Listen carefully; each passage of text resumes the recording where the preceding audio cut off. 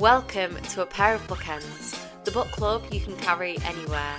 I'm your host, Hannah MacDonald, and I'll be bookending the conversation with some of the most exciting voices from the bookish world. Welcome to the second episode in Season 7 of our debut Spotlight series, where we shine a light on the freshest authors and their work.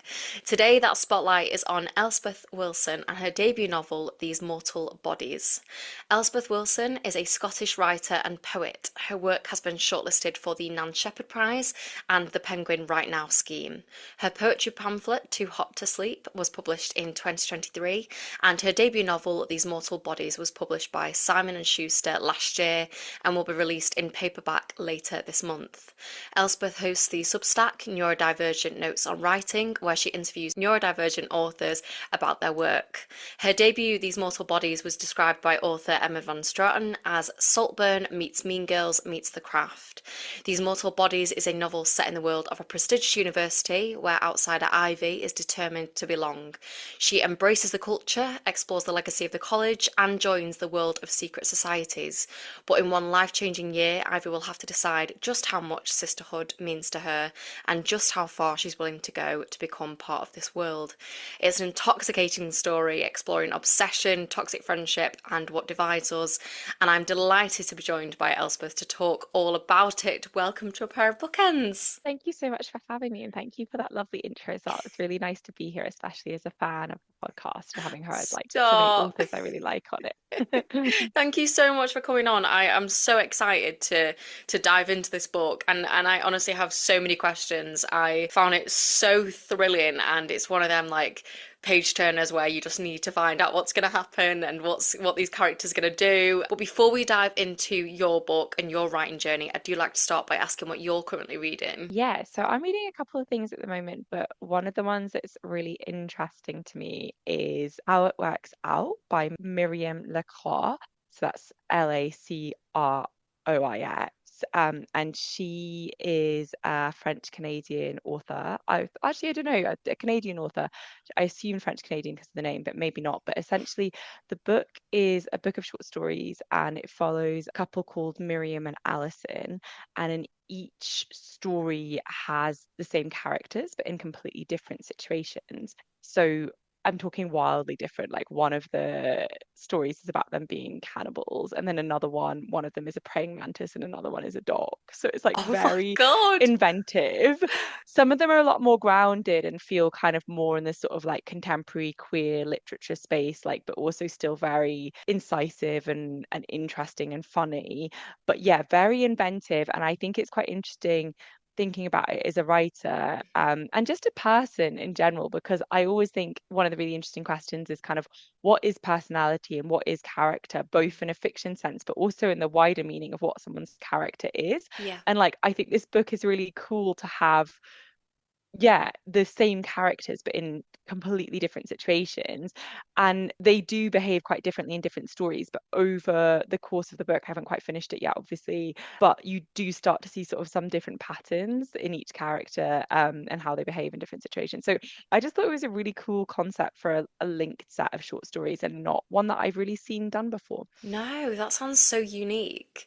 Um, It's very unique, yeah, and yeah, it I was a don't think I've ever heard of recommendation. anything like that. No, me neither. And I feel like I'm also trying to read more short stories. So Yeah. when a friend recommended this to me, I was like, great, that sounds great. I'm sold. Is it an author friend that recommended it? No, it wasn't. It's a friend who she reads loads of different things, a lot of different genres. And she said this was one of her reads that really stood out to her from last year. Oh, And it's cool, I guess, as well. Something I like about it, and I think is quite interesting, is a book which contains short stories from different genres, because the cannibal yeah, one is I felt quite nauseous when I was reading it, and I think that's a compliment to the writing. But then yeah. some of them, as I say, feel sort of much more like contemporary lit, no horror elements at all, and some of them are really, really surreal. So I think that keeps you, even with the stories that maybe you like more or less, it still keeps you interested as a writer, as a reader, Mm. to read so many different genres in one book. Did you read the short story collection by Eliza Clark? She's Always Hungry. No, but interestingly, I'm actually suggested doing a kind of friend read with this of this Oh. book with a friend who lives in a different country from me. So to Oh. have a kind of mini book club together, and she's read She's Always Hungry, and she said to me, one of the first things she WhatsApped me about is she was like, this book really reminds me of She's Always Hungry. It's very like similar vibes, and every story feels very different. It doesn't use the same characters, but it's like there's so many different kind of genres that she explores and experiments with, and it's just like really fun, and that also felt very unique. So yeah, I think if you liked that short story collection, then definitely try She's Always Hungry. I feel like I want to try the one that you just mentioned as well. Yeah, no, I actually have She's Always Hungry myself, so it maybe feels like a Amazing. natural progression after reading this. Yeah, amazing. Oh, we love a good recommendation. And our great recommendation is These Mortal Bodies. And we are going to get to that. But with all debut Spotlight episodes, I like to find out a bit about your journey into having your debut novel published. Could you tell us a little bit about what that journey's been like for you? Yeah, absolutely. I think it's been probably like a lot of people's a bit higgledy-piggledy and convoluted. Standard. I started writing poetry initially, and I was introduced kind of to poetry really through a friend who was already a poet herself, my friend Aoife, yeah, her poetry is really beautiful. And I was living in Dublin at the time, and I didn't really know that many people. I was quite lonely, really, and had quite a lot of hours in the day to fill because I had my 9 to 5 job, but beyond that, I really didn't have that much to do. And she suggested one day that I come to an open mic night with her, spoken word open mic night. And I went along, and I just really got this strong sense of community from it. And from there, I was just really inspired to just jot down tiny things like little observations and things on the notes app on my phone when I was getting the bus to work, that kind of thing. And from there, just, yeah, sort of started writing some poems. And from writing poems, I began to experiment with longer form writing. I've always had a really strong relationship with nature through mental health struggles and kind of traumatic events. It's always been something that's been really important to me to spend time outside, and particularly swimming outside as well.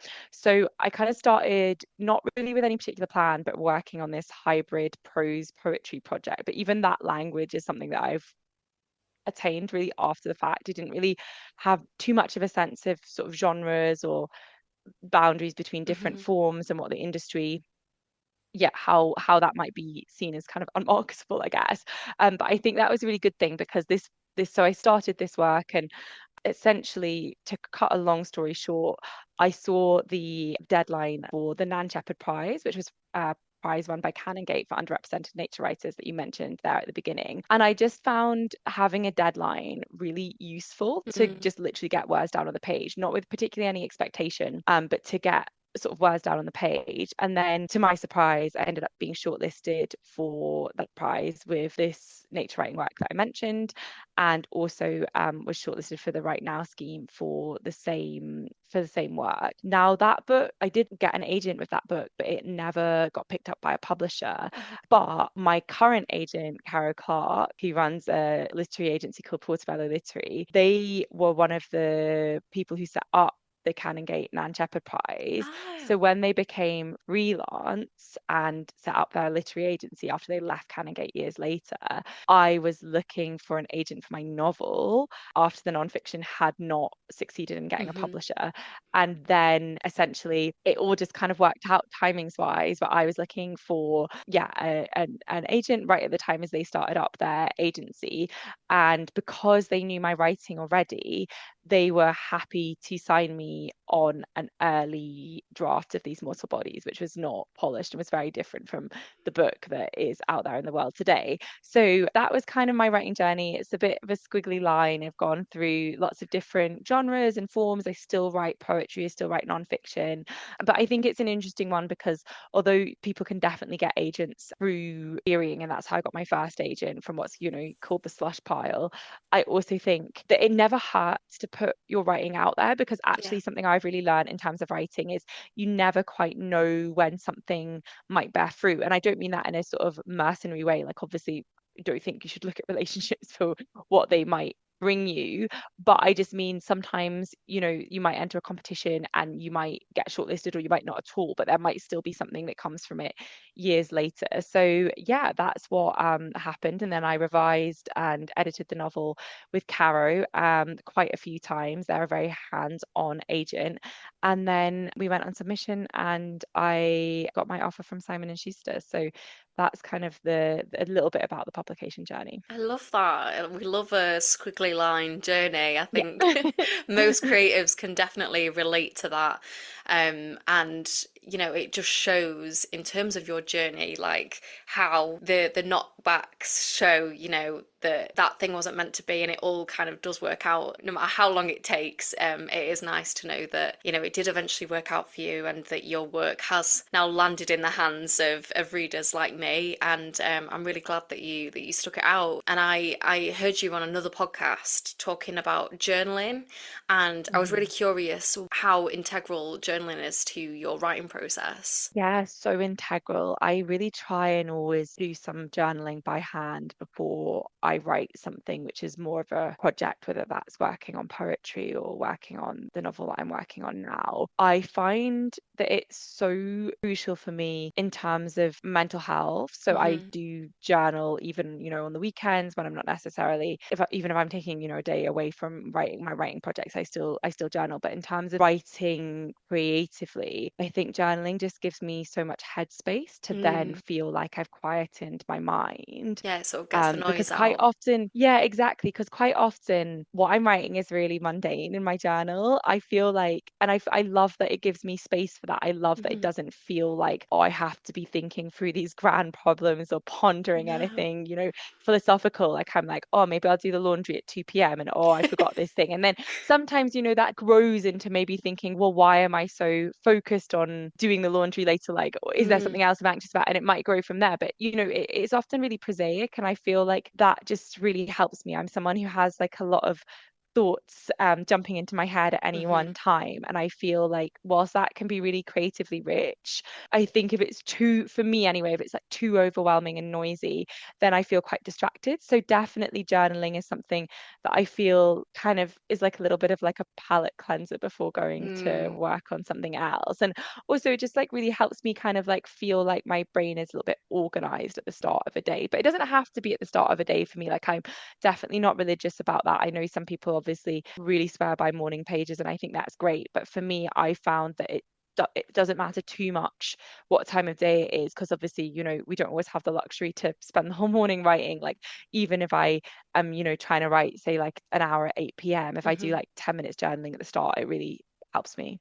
I love that, and I have been entertaining the idea of journaling because I always say to my boyfriend that my brain feels like it's got too many tabs open at any given time, and a lot of That's how I my, feel.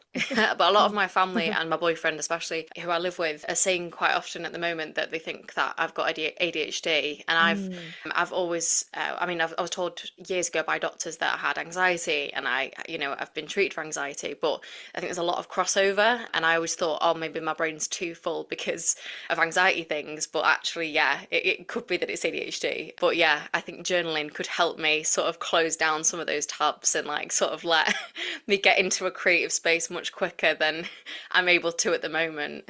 I definitely feel like that's been my experience with it. And also I would say something, with writing that I feel like every author experiences is that there's the writing, but then there's so much other admin that comes Hmm. along with it in terms of book promotion, social media, and then obviously you're doing that on top of, for most people, other jobs, other Yeah. freelance work, a 9 to 5, whatever it might be, caring responsibilities, disability, whatever it might be. So I often like feel like, I don't know, I'll be trying to, relax and like watch some TV, and then I'll think, oh, I was meant to email that person today, or like I need to post about this thing. And that's not exactly the same as journaling, but I do always try and just write that down somewhere as well, Yeah. because I feel like that act of just writing, it translates it to another space where it's not just buzzing around in your head Mm. all the time. Yeah, definitely. Shall we get into your book? Yes. I want to start with the opening of the book. There's a lot of kind of drama and sort of tension in this opening. We know that something terrible has happened, but we kind of don't know who or what or why. And it's obviously, we learn about this particular moment. We learn throughout the book as your protagonist Ivy sort of gives hints as to what's happened. I wondered where that opening came from. Yeah, so I don't think it's a spoiler for listeners to say that Ivy, who's the main character of the book, she's grieving in the book. Yes. The prologue, it opens with Ivy's best friend, her childhood best friend, who she's grown up with, Cara, who dies very suddenly, and she's also had the death of her grandma Olive, who she was very close to deal with. And I think that was something that I was quite interested in, because I suppose there's often the first experience of death that we might have growing up is of a grandparent, but then Yeah. also if you're a younger person who experiences a death of someone younger, that's not necessarily something that people have like the language to talk about, and people are Hmm. kind of so surprised by it. I think that they really shy away from it. So I wanted to have that, I suppose, in the prologue, because it's not, as you say, details come out which maybe Mm. inform the reader more about Ivy's character, about her relationship with Cara and this kind of thing.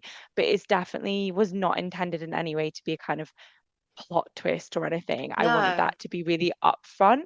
And Yeah. I also feel like it took me some time to actually get there, to have that prologue at the start, because I started the novel initially in quite a different place, with one of the scenes that comes really right towards the end, right at the start. Hmm. So it took some time to figure out that that was actually really the right place to start the book, because I think Ivy is a character who's so driven Mm. by her sense of belonging, or lack thereof, and Yeah. really this really fervent desire to belong. And she's also, yeah, someone who's experienced a huge amount of grief. And I think Yeah. that amplifies something that already existed in her, and hopefully also complicates some of her behavior, because, of course, through the book, there's decisions she makes that I think most readers probably will find questionable to some Mm. degree or another. And yet, she lost this really stable foundation that she had in her life.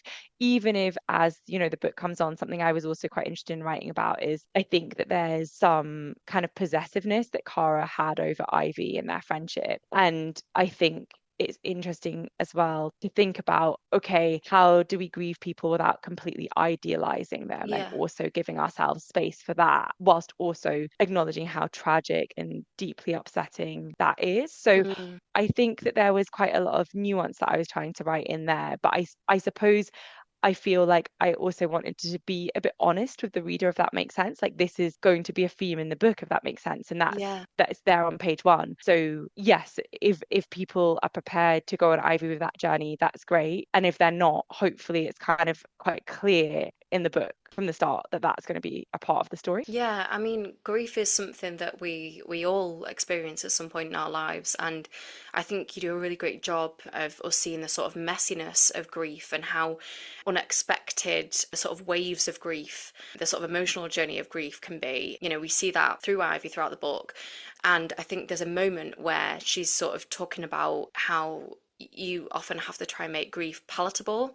And I think it's like you were saying, it's often expected for people to lose a grandparent, or maybe not a parent, but a grandparent at that sort of age. But to have lost like a childhood best friend or something, it's a bit more complicated. And it's obviously a much more difficult, not much more difficult maybe, but it's an experience that people aren't necessarily used to and don't really know how best to sort of navigate like they would if somebody's lost a grandparent. So I found that sort of exploration really interesting in terms of the how to make grief palatable, because it's such a difficult thing. And yeah, I just really liked the way you wrote about that. Oh, I'm really glad, because obviously that's something that I would always want to do sensitively. And I think, yeah, that Yeah. is something Ivy says, where people almost have the script right for her talking about her grandma dying, but when she's talking about her best friend dying, that I feel like really makes people around her shut down. And especially Yeah. because obviously it's a book set at a university, so the majority of the characters are young, so they also don't really know how to navigate it. And it Yeah. turns out that one of Ivy's best friends, Martha, in the book is also navigating her own version of grief, and yet they Hmm. don't really have the way to communicate about that in Yeah. an explicit way, so it's all becomes very implicit.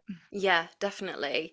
I'd love to delve into Ivy a little bit more. And when she, obviously, we've made it clear that when she arrives at university, she is already dealing with quite a lot. You know, she is dealing with this grief of the loss of her grandma and of her friend. Her relationship with her parents is also quite difficult, and she's sort of determined to begin again somewhere that, as she describes, is a million miles away from my old life. I'd love to know what sort of inspired Ivy and her needing to kind of begin again, I guess. I feel like I find this age of character, so sort of young adult, but really still with lots of the markers of childhood around them, really fascinating Hmm. because it's such a formative time in your life, whether you go to university or whether you go straight into work or whatever you do. I think these years are really formative and you're kind of thrust into situations that you honestly are not really prepared for, Yeah. right? Like, I think that if we are lucky enough to have at least a somewhat supportive family who, might take care to a greater or lesser degree of our physical and emotional needs, you can then turn up at uni really with no idea how to do certain, like you might have hopefully like your parents have taught you some things, but they haven't always. And even if they have taught, a bit about cooking and laundry, etc., and even if you've been doing, lots of chores and stuff at home for a long time, okay, well then you suddenly have to manage your own schedule and Hmm. you meant to make sure that you're eating healthily and like, and obviously like I think that some of the beauty a little bit about university is that there's a lot of the expectations around kind of like eating healthily, managing your finances that become more of a pressure as an adult are not necessarily there to the same degree. And yet we still really are, yeah, kind of like dumped into this place Mm. and given a lot of freedom, but then also have a lot of deadlines and things to Yeah. meet. And I think also for a lot of people, there's a sense that, if you're taking on a lot of debt for university, it needs to be sort of not just like this big jolly as well, right? And that can add another pressure as well. And I think that, yeah, it's just this formative time, and it's also a time for reinvention. And I think that's really interesting to me for characters, because how often do people find themselves in a situation, like you said, where you're far away from home, you Hmm. don't know anyone, no one knows you, and you can really play with that as, in terms of creating your own Yeah. character. It's a time for people to create their own versions of themselves. And I think Ivy really wants to do that. She really wants to simplicity. She doesn't want the difficulties and the grief that she's had. She wants Yeah. simplicity. She wants to belong. She wants to have fun. And yet she's also an outsider, right? Like there's this Scottish expression that my granddad used to say. It's like, right, wherever you go, there's yourself. So you can reinvent yourself. And yet there are for Ivy these things that kind of betray her a bit. For example, a lot of the friends she meets, they're from extremely elite, privileged Yeah. backgrounds, and she just doesn't have the same cultural frame of reference Hmm. that they do. Like she like likes to go to Weatherspoons, and sort of like she's always playing catch up a little bit as well, Yeah. which I think is really fascinating, because it's like, okay, she wants to reinvent herself, but she's always having to learn on her and think on her feet in order to do that. And I think for me as well, it's really interesting thinking about masking in different ways, whether that's Yeah. to do with neurodiversity, whether it's to do with class, whatever it might be, and how I think a lot of people who do go to university end up doing that to some extent or another, because yes, it's this time of reinvention, but I think it's also a time where quite often the scales might fall from our eyes a little bit in terms of how much like privilege and wealth other people might have compared to us, because often, it's the first experience we have of living away from home. So I think that's kind of a long answer, but there's just so much to explore Yeah. in those like really heady time when friendships mean so much as well. And as someone who writes about friendship, I'm just, yeah, always like really drawn to this stage of life. Yeah, I mean, I loved reading about it, and her sort of feelings as an outsider really resonated with me, because I think at uni I was quite lucky. I'm from a working class background, and I went to Staffordshire Uni in Stoke, so it's a very working class city, and a lot of the people that went to that uni with me were from similar backgrounds. But then obviously, as I've kind of become an actor since I left uni, and joined the arts, I've kind of the sort of wealth divides and my sort of difference in class to other people in this industry, I've really started to kind of notice the differences. Whereas when I was at uni, I was in this kind of nice bubble where everyone was from similar backgrounds. I didn't kind of feel like an outsider.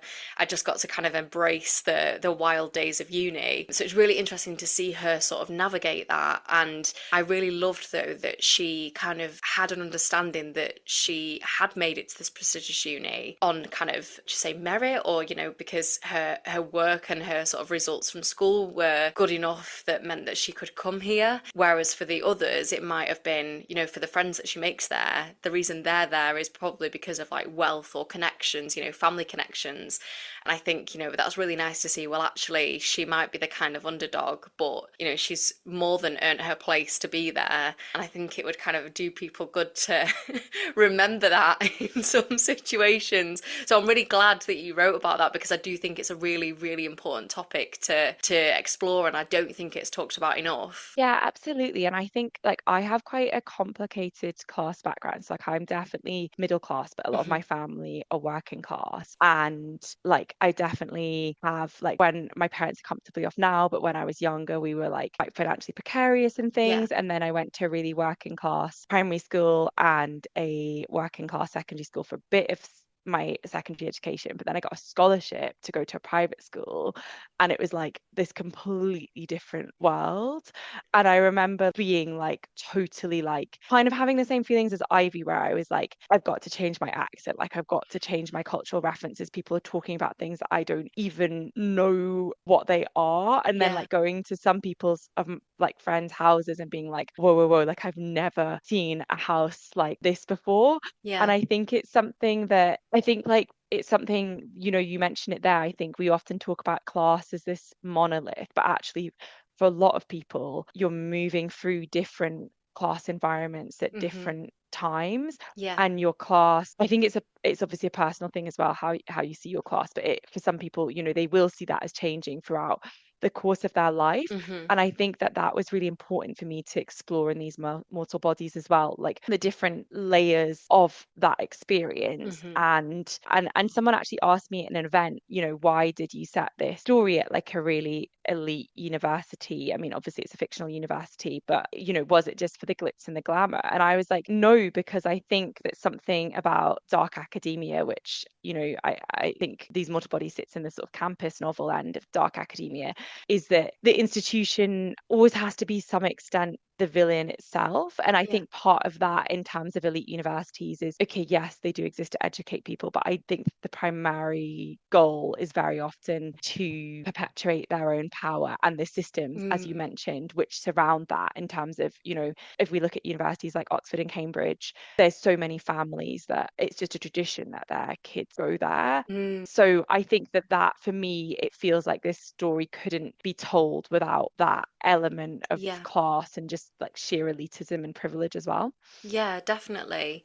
I really want to ask you about the sort of secret societies at this uni. There's the Coven, I think, is what Ivy is involved in, and all the other ones have just completely gone out of my head. But I know the boys have one, and there's also, you know, there's a couple of different ones, and they kind of rival each other, you know, the men and the women. But I just found this whole idea of secret societies so fascinating. Could you tell us a bit about them, and if they were sort of based on actual societies that you'd personally come across? Yeah, definitely. So I wrote an article about this for Glamour recently, actually. And it is not a secret at all, but there are drinking societies at elite universities like Oxford and Cambridge. I'm sure they exist at other unis too. I think obviously American unis have sorority and Yeah. fraternity culture.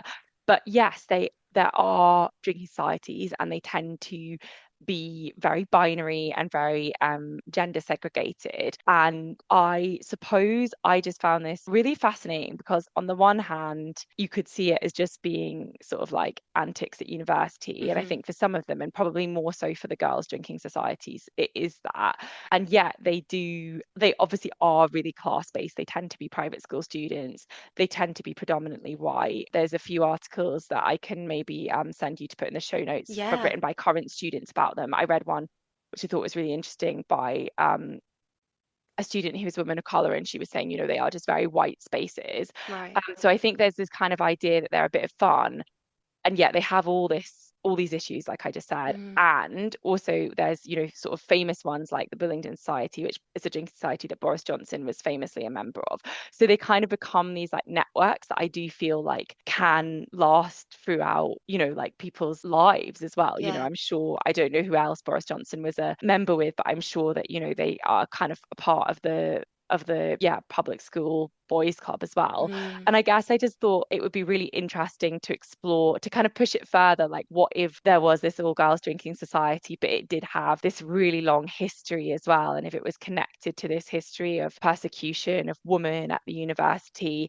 And then also kind of exploring that as a way to explore this gender and this very binary system as well. And also I mentioned before that Ivy makes some really questionable decisions as Yeah. alongside her friends Martha and Primrose. And I was quite interested in thinking about the sort of weaponization of femininity as well, and how they kind of use this history of persecution and this girls only society Mm-hmm. to really justify their bad behavior.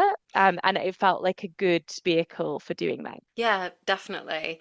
And I mean, they get up to all sorts, and I won't give any spoilers. But I really want to touch on the sort of history element that you were speaking about there, Mhm. because there is a lot of, yeah, historical sort of the legacy of the college, and you know, there's talk about the witch trials and what might have happened to women that had previously been, I think, in this area or at this college itself. I wondered where those historical elements came from, and if you could tell us a little bit about them. Yeah, so at the start of each, well, so each, the book is divided into 3 terms, and each term is 8 weeks. And at the start of each week, there's a little snippet which comes from this historical subplot or layer, whatever you want to call it, of the novel, which is essentially a chorus of women's voices from the past. And as you said, a link to this, to the history of the college. And without giving too much away, it unfolds over the course of the book that where Ivy is now and what she's experiencing has parallels to the persecution of a group of women, a group of sisters in the past,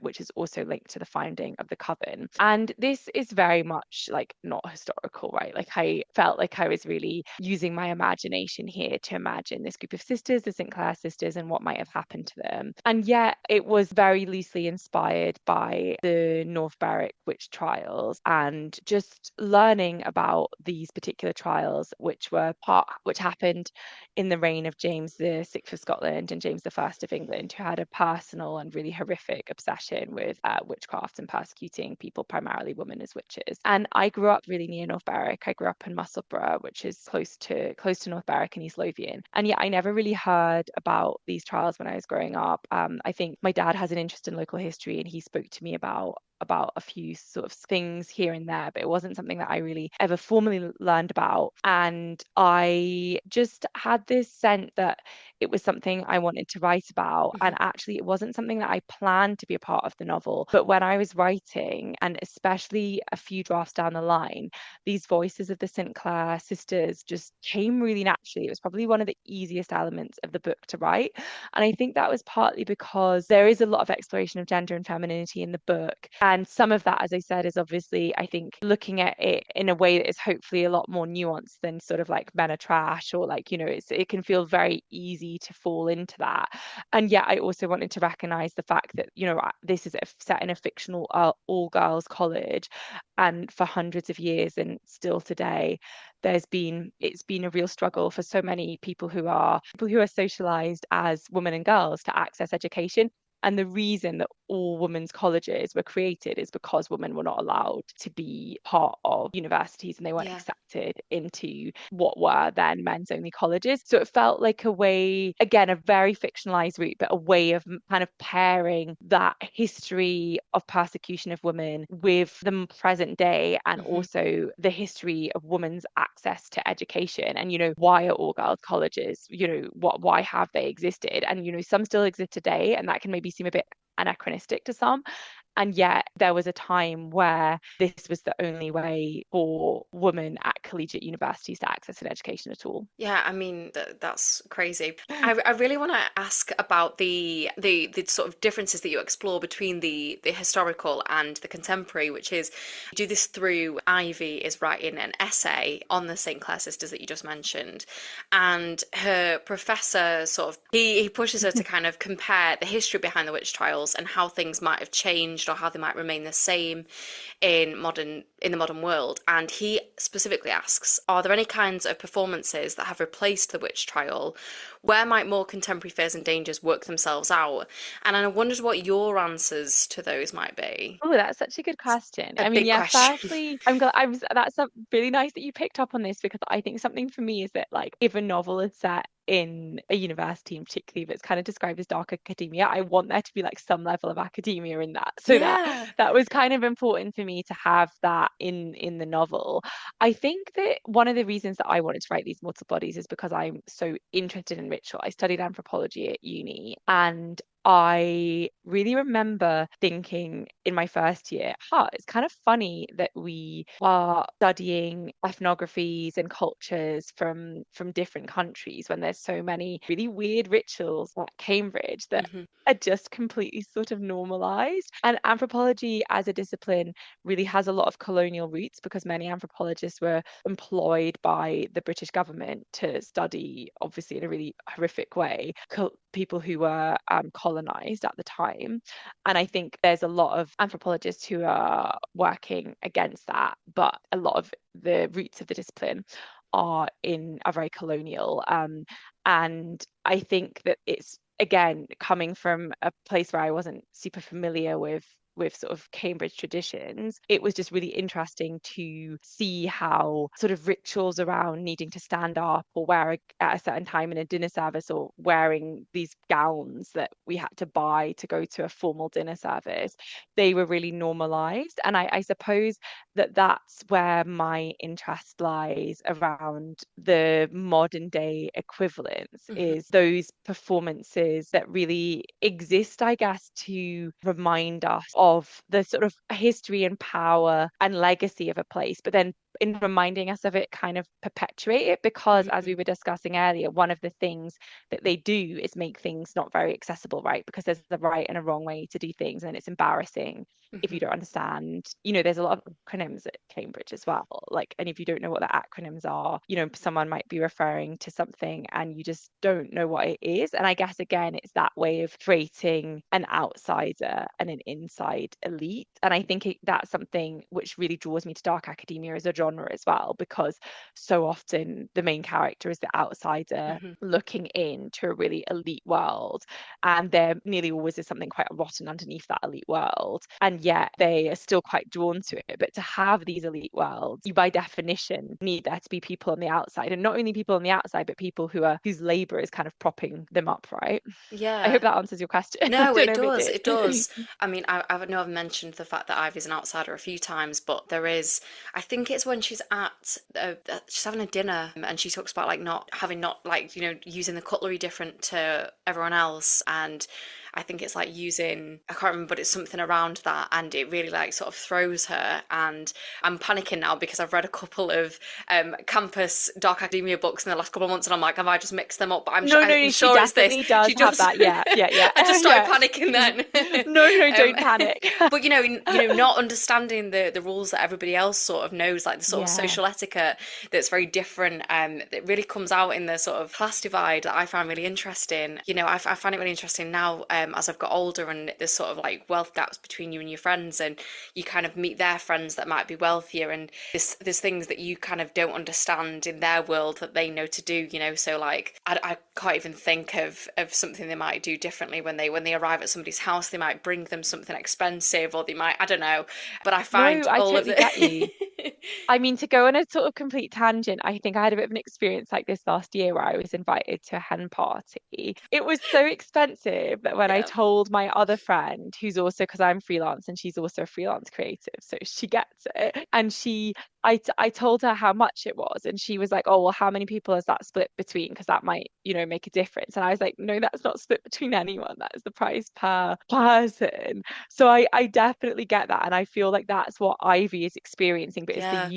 the uni version of Yeah. that. And you're right, it happens throughout your life, right? Like I Hmm. feel like it's probably the university experience, or if you're like me and you moved from state education to private education, those are the times where it might become really stark. But then, yeah, throughout your whole life, there's probably going to be experiences where it just makes you think like, okay, that is not how I live, right? And Yeah. I think it's even if we're some people who care about justice and injustices and are really aware, I think it nothing quite strikes you in the same way as when it's like you're really confronted by how someone else lives so differently from you financially. Well, and that can go both ways, right? But I think it's like, as you say, it's often an experience where you realize, okay, that person could just spend this money on something and it's not a big deal to them. Yeah, I mean, it's something as small as you were saying earlier about how she likes going to Weatherspoons and the others might kind of look down on her wanting to go to Weatherspoons. You know, it just it shows up in like, you know, really random ways that you wouldn't expect. Hmm. But uni is all about, you know, going to bars with sticky floors and like drinking cheap Exactly. Yeah. cocktails and stuff. Yeah. I really want to ask you, there is a quote that I really loved, and it's about her, it's sort of about the sort of sisterhood that she finds. And you mentioned earlier her friends Martha and Primrose, Mm. who become really important to her and sort of integral to her journey. And you write, a sisterhood is never extricable. Once entwined together, our bond lasts for life.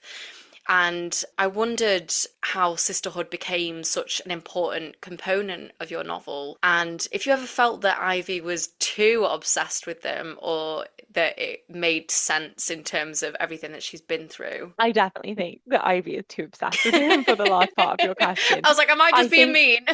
no, definitely. I mean, I suppose I wanted to explore both the joys Yeah. and pleasures of female friendship, which I definitely think is in there. You know, they have sleepovers, they support each other. There are rifts as well, without saying too many Mm, spoilers, but also the underside of that as well, right? Because I think that Ivy does have this level of obsession, and through that she kind of also wants to simplify people, I think, because you know she sees them as very gilded and glittery, and she wants that light to reflect on her for her to have part of that. And I think that that level, and also I think, you know, there's a level of desire there, especially towards Martha, that she can't quite figure out within herself. She doesn't mm, quite have the self-knowledge to be able to articulate that, and that desire really manifests as just this sort of all-encompassing obsession. yeah. But obviously there's I think a strong undercurrent of like sexual desire there Yeah.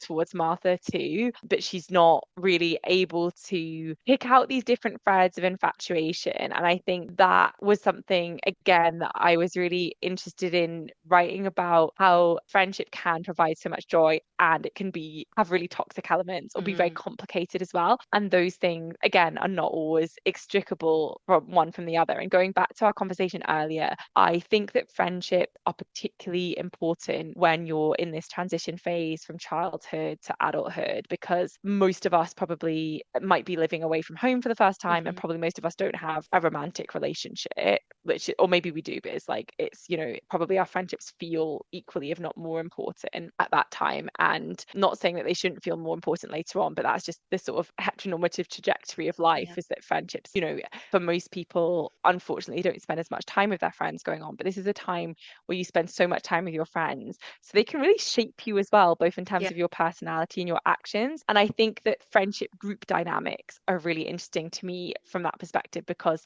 of how they might make people behave in a way that they would never behave on their Mm, own, because they wouldn't be silly or courageous or however you want to think about it enough to do certain things. And I think that's why The Secret History by Donna Tartt is such a classic as well, because it sort of shows how different personalities interact in a group dynamic mm, to behave in ways they never would alone, and they kind of egg each other on yeah. for better and for worse. And I think that is what really drew me to that central trio at the heart of these multiple bodies as well, because the others, Martha, Ivy, and Primrose, none of them would really be who they are at the end of the novel without the other. So it's hard to unmesh them, even if, as you say, it's not always for their benefit that they are so intertwined. Yeah, I love that you just mentioned The Secret History. I only read that for the first time in December, so yeah, I absolutely love that book.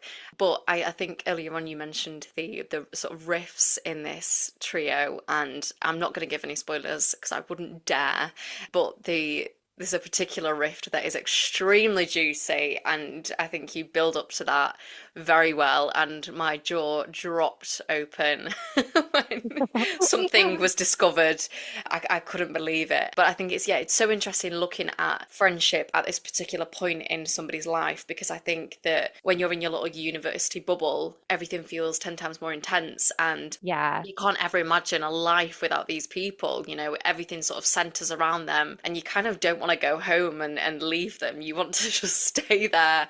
And I feel very nostalgic about my time at uni, and I do miss it sometimes, but obviously it's just not possible, and you wouldn't No, it's want to not. stay in that. It's not sustainable. You're right. I feel so nostalgic for it too, which is partly why I wrote this book, because I wanted to be in that sense of kind of living on top of each other again. But Yeah. it is a pressure cooker, as you Yes. say. And I think for a writer, that's really interesting as well, Hmm. because the results of something, for example, the riff that we mentioned, they have to play out really quickly because people are seeing each other all the time. And I Yeah. think that can make you that made it possible for this book to take place over the course of 1 year. It takes place over the course of Ivy's first year. Whereas I sort of feel like if you were writing this about, I'm 31 now, if you're writing this about a group of friends who are 30 in their 30s, it would have to take place over a lot longer because they wouldn't see each other enough over the course of a year for the action to unfold. And I think there's something really nice about that level of headiness when you're Yeah. writing it, because as you say, everything feels so dramatic as well and Mm. extreme. It is not invalidating those feelings, but it's a claustrophobic environment Yeah. in good ways and bad ways. So it's hard to see beyond those four walls, I guess, and therefore everything either feels like the best thing or the worst thing in the world. Yes. And those very heightened emotions, I think, are just so they're really interesting to write, but they're also fun to write because something about these mortal bodies, and I think me as a writer again and again, actually, I'm finding that I'm often drawn to writing about heavier topics such as grief or trauma, but then I also do always want to balance it with lighter things as well. And I Yeah. wanted to have those things were working in the same novel, and to have the like glamorous side and the readability of the novel as Hmm. well. And I think that this setting in this age group really provides for that, because Yeah. often really difficult things do happen at this time in your life, and yet so many wonderful things as well. Yeah, definitely. I do think you strike that balance really well. I want to ask you, before I finish by asking for a recommendation, I want to ask what is next for you. And I believe that there are rumors of a prequel. I have thought about writing a prequel. I've got a list, I've got a very long list, I'll admit, of like ideas that I just like keep as like things I'm working on document, but I'm not really actively working on them. I would love to write a prequel. I'd love to write a prequel of the Sinclair sisters. I'd be quite interested in writing more of a fantasy prequel, because Oh, these Mortal amazing. Bodies is more in the gothic Yeah. novel, dark academia realm of things where there might be some strange goings on, but it's very much up to the reader to decide, and Hmm. it's not fantasy. There's genre blending elements, but it's not fantasy. I love to write different things, and I would love the challenge of writing a fantasy novel. I think it might end up being a couple of novels down the line, because I've already written a second novel. I don't know yet if it's Amazing. going to reach readers. Thank you, because yeah, I'm not too sure what's going to happen with it yet, But but that's I a have huge written a achievement second novel. regardless, because, Thank you yeah. so much. And I think I'm really happy that I wrote this story that I did, regardless of what happens. But yeah, and now I've started tentatively working on something which is quite a lot lighter, just because that's something that I felt drawn to at the moment. But I think a prequel is definitely on the cards, and hopefully that will see the light of day at some point. But what I can say is that I just feel like I'm someone who I can't stick in one genre. I have to kind of follow different things. So I definitely would love to write the fantasy prequel, and I'd also love to write a romance. So that's kind of what I'm working on at the moment in Ooh. the background alongside some nonfiction, is a romance. That's incredibly exciting. And I always think it is such an achievement. I've tentatively told a few authors now on the podcast that I'm Yes, I working heard you're working on your novel. That's so And it's so exciting. scary to say it because I'm just like I don't want to speak about it, but at the same time it's like it's nice to know that you kind of, you know, you feel very alone in your own little writing bubble, and then to get to talk to people about it is kind of a nice thing, but it's also really scary. But I was telling I think it was Grace Morey I was talking to about it, and I said that I just don't know how people can. I'm too busy thinking about this now when I should just be focusing on getting my book written, of thinking like, how on earth am I ever going to have another idea again? Like, I don't know how.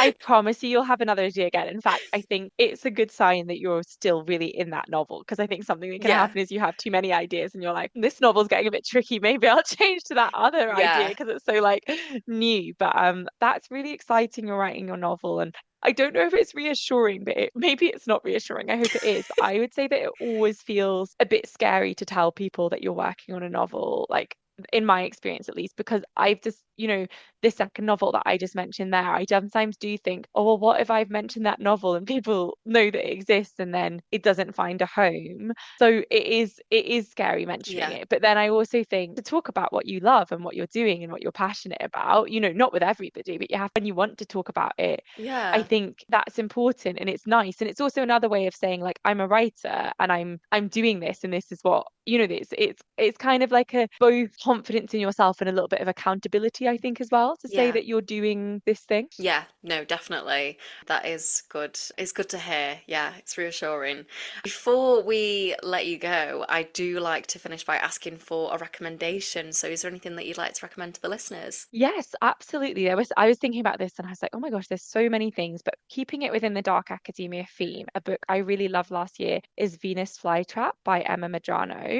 It's set in Edinburgh at Edinburgh University. It's got a autistic protagonist, and it's very much around the themes of obsession, queer desire, friendship. I just loved it. I thought it was really fresh, like really interesting. I think it's also, I believe, 99p Kindle deal this month. So Oh yeah, my it was a God. great book. And I also feel like for me, one of the things that I think is hardest, not just for me, but I just feel like in writers in general, or like I notice that people often go sort of fade to black when there's a sex scene. But Emma is amazing at writing sex scenes in a way that also advances the plot. And I think that is really like just really interesting to read, because obviously Mm, there's been sort of like a huge rise in spicy books and I hmm. enjoy them. I do sometimes often think that was like a 5-page sex scene that did absolutely nothing to advance plot or characterization, which is fine. It depends what you're reading it for. But I think that Emma's really, really good at using like those really spicy scenes to advance, yeah, to explore characters and to advance the plot. And I think that that's not something that I hear talked about enough. And I think it's an Yeah. interesting aspect of writing craft that I would like to see talked about more. So that's my Yeah, recommendation. definitely. Oh my God, I'm really excited to read that. I haven't read it It's so before, good. so yeah, definitely going to get to that.